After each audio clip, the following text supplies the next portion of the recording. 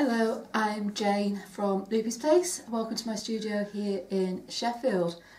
Today I'm going to do a quick talk through of how to create a disappearing line patch.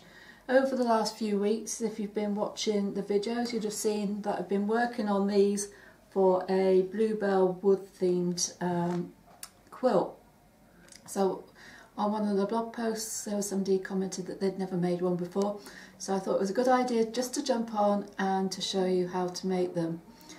Nine patch blocks and disappearing nine patch are very versatile blocks, and there's so many different combinations that you can get.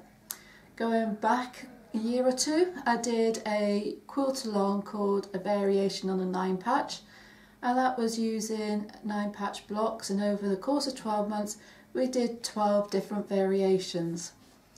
So the variations can come in the types of fabric that you use. You can use a different fabric for each of those 9 patch blocks that you're going to use in the 9 patch, or else you can use a combination. You can use 5 of one, 4 of another.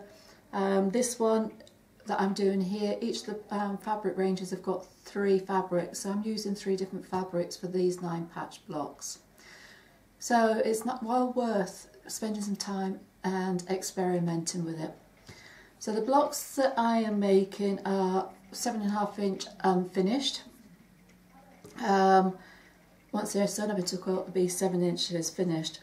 So that means that I'm starting with 3 inch blocks. So let's talk you through this. So here I have my 9 patches. As I said, I have 3 fabrics in each range, and the way that I've arranged them is dark, medium, light. So whatever the fabric is, that's the way I've done it. Now some of these have directional pictures on there, so I've kept them going one way. So as I said, I'm doing a 7 inch finished block, 7.5 inch unfinished, so I'm starting with my 3 inch blocks. So the first thing you're going to do is create a 9 patch block, and you're going to sew all these together. Once that is done, you end up with, just move those out the way, your 9 patch block here. So that needs trimming up. So it's always a good idea to trim as you go, because you'll end up with a much more accurate block at the finish. So at this stage I started with my 3 inch blocks, so this bit I need to trim to 8 inches. So I'm just lining that up.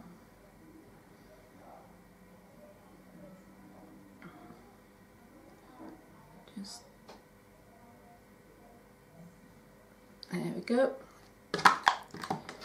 At the top,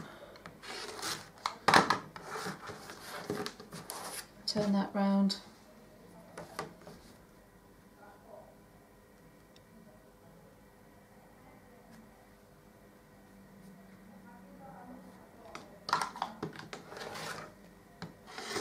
and there we got an 8 inch block. Just sure that's cut through. There we go. So move those out the way. Now, I've done these all a certain way. This is where it can get interesting, because where you do the next cut can vary. So I'm just going to cut vertically and horizontally through the middle. You can do it off centre. When you're doing it with bigger blocks, it gives you a lot more freedom to change it up a bit. But this one I'm just going to do a simple straight down the middle, horizontally and vertically. I'm going to cut through there, and I'm just going to be careful not to shift it all, and I'm going to line it up that way.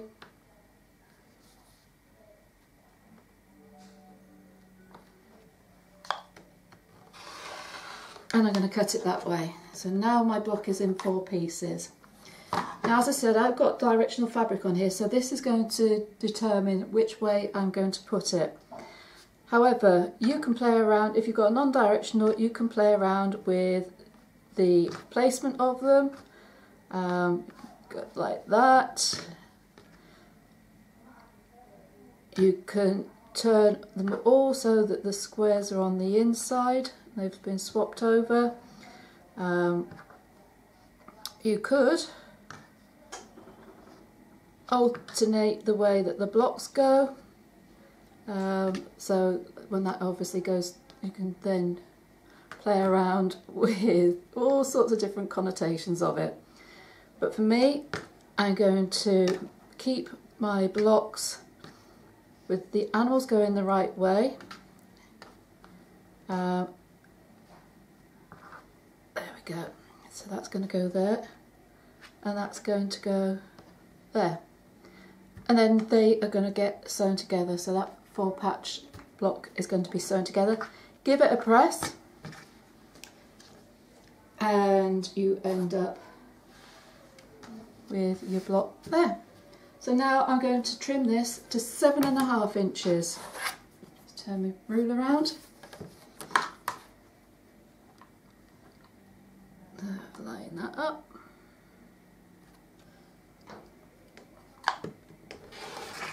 So depending on the accuracy of your sewing, you shouldn't have that much to trim off.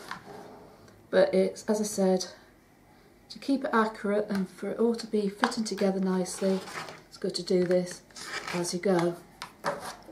And let's just get those out of the way. You have your disappearing 9-patch block. So I've got a few made up here. So there we go. These from a previous one. So you can see if I put those together, you can see you start getting secondary patterns when you're doing it. Again, you can swap it around so that you've got even more choice. So it just really depends on the choice that you get, but whatever way that you do it, you are going to end up with these secondary patterns. I'll probably end up doing them a certain direction to deal with the directional fabrics. Obviously you've got a lot more freedom if your fabrics are non-directional, have a non-directional pattern. So I hope you found that useful. If you have a go, I'd love to see what you've made from them. As I said, have fun playing with them. You can get some real good variations with them.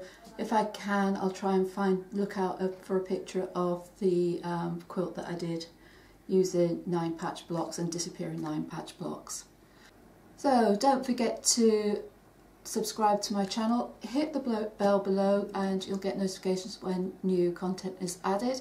I'll be back on Wednesday with Work in Progress Wednesday. Have a catch up with the things that we're working on. We'll be back next weekend with some more hints and tips, but in the meantime do take care. Bye for now.